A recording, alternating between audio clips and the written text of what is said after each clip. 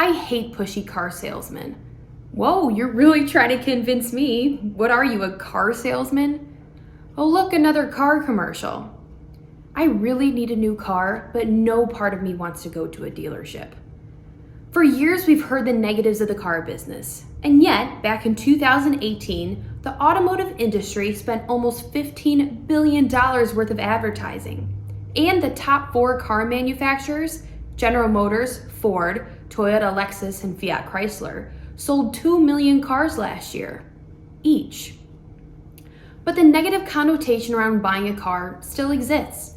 So much so that there's new companies that boast of 100% online car shopping and receiving your new purchase out of a vending machine. So how is it possible for an in-person dealership to keep up with advancements like an automated car dealer? One such dealership is taking these advancements in stride while also staying true to their original philosophy.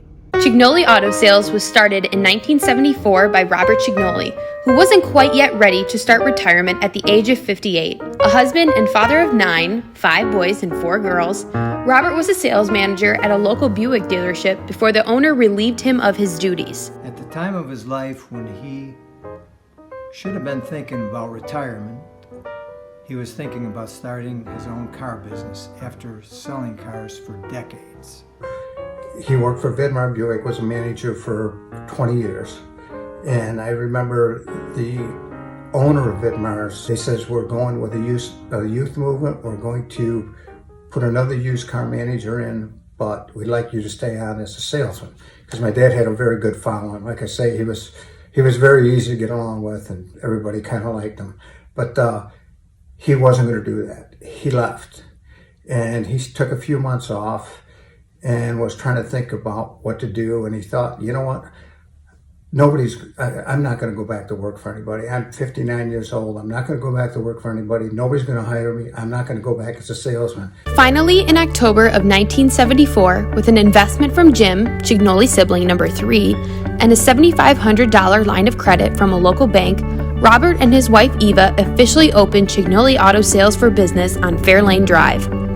Unfortunately, location was everything, and Fairlane Drive was just far enough away from Jefferson Street, one of the busiest roads in town, where both foot and car traffic were extremely slow. And where the traffic was slow, so was business. Although the initial investor, and now a husband with hopes of having a family, Jim had a different full-time job and couldn't afford to move exclusively to Cignoli Auto, since even Robert wasn't taking a salary. His original partner was Jim, and Jim could never leave his full-time job because we never did enough business. So that's kind of why we all pitched in to help out. After 2 years of toughing it out on Fairlane Drive, Robert decided to power ahead with the business, but knew that relocation was the next step. 2 years after Cignoli Auto Sales opened on Fairlane, and with their lease coming to an end, the business relocated to Broadway Street and nearby Crest Hill. This new location allowed for a body shop and detail shop, where Jack, Cignoli sibling number 5, would come in during the evenings and detail cars, while Rick, Cignoli sibling number 6, was now an employee full-time, helping his dad buy and sell cars along with doing body work. Bill, Cignoli sibling number 9, was even starting to learn his way around the business, and he was only 13. Once I got to high school, I spent a lot more time at the dealership, learning anything from how to wash a car, body work, detailing, even talking to the customers at the young age of 13. Profits were still slim, but Robert continued to keep the money in the business, only taking a cut to pay for the household bills. He took the meaning of providing for his family to a whole new level. He worked long hours all his life and provided a wonderful childhood for all 9 of us, and had a wonderful wife to help him along the way. It was some very, very difficult times, like I say, especially those first 2 years and actually the 3rd year. I mean, what would happen is we would get so low on cash. I mean, none of us took a salary. And that went on for years and years. My dad would get bills for the house on Bartholomew, and I would sit there with him, and he would have to take the money out of the company to pay the bills at home. So whether it would be the end of the week and he needed to draw $400 or $600 to pay bills, he would take it out of the company. That's the only money he ever took out, was to pay bills at home. And like I said, that went on for a long time. I remember my mom saying, Dad didn't sleep well at nights back then because he worried about should he open a car business or should he not. He was, pretty close to 60 years old when this started. Luckily, business was improving, slowly but surely, until in the latter part of 1978, the landlord came to Cignoli Auto saying they had to move in 90 days' time.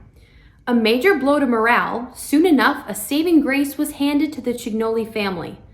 Robert's friendliness and connections paid off, as a family friend by the name of Joe Zdralovich sold his drive-in restaurant and remodeled it as a dealership for Cignoli Auto Sales in March of 1979.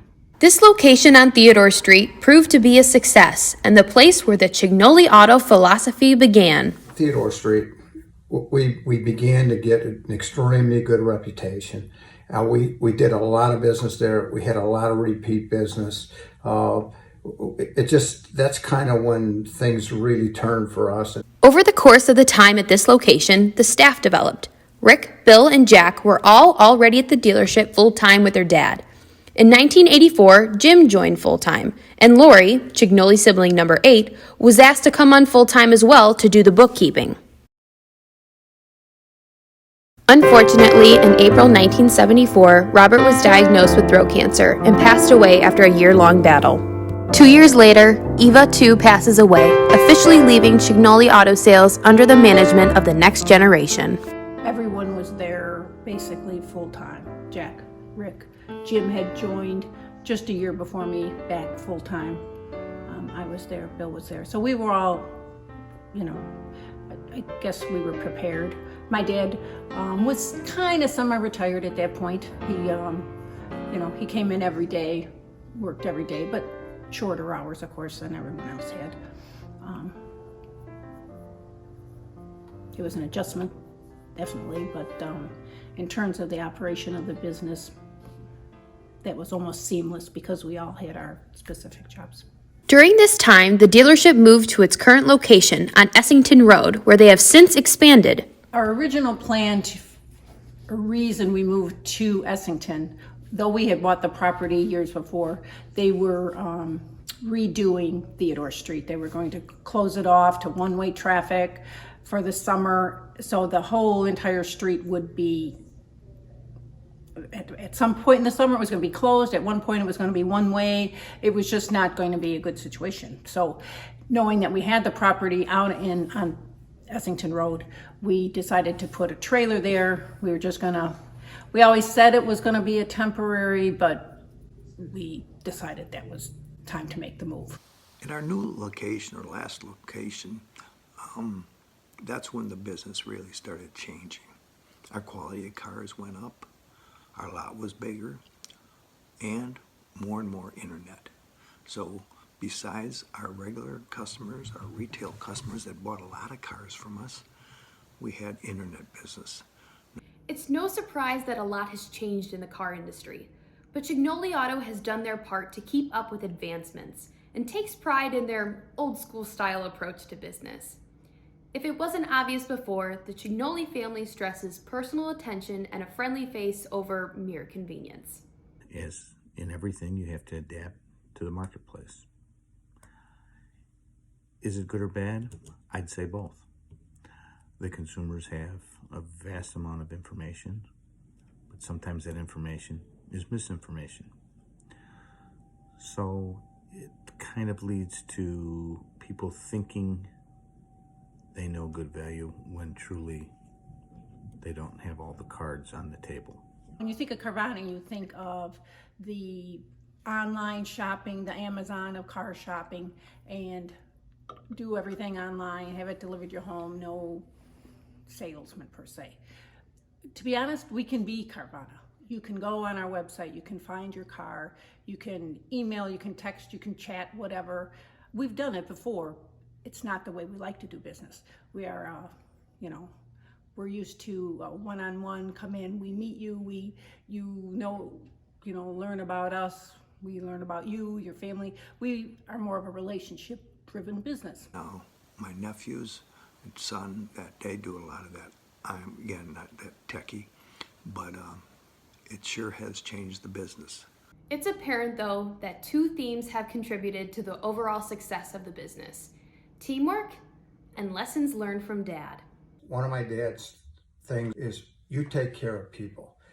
You know, and I can remember on several occasions, and this still happens today, you know, you may not want to repair a car because you know the car is going to cost you so much money, but you always have to remember, and I don't know how many times he told me this, that you're going to go fix that car, you're going to spend some money on it, and that's better than putting an ad in a newspaper or on the internet or whatever you're going to do, because those people remember that and they'll come back to you. So that customer service is one thing that I know that he taught us, and it's one thing that we have done, and I know it's contributed to the success we've had over over this many years.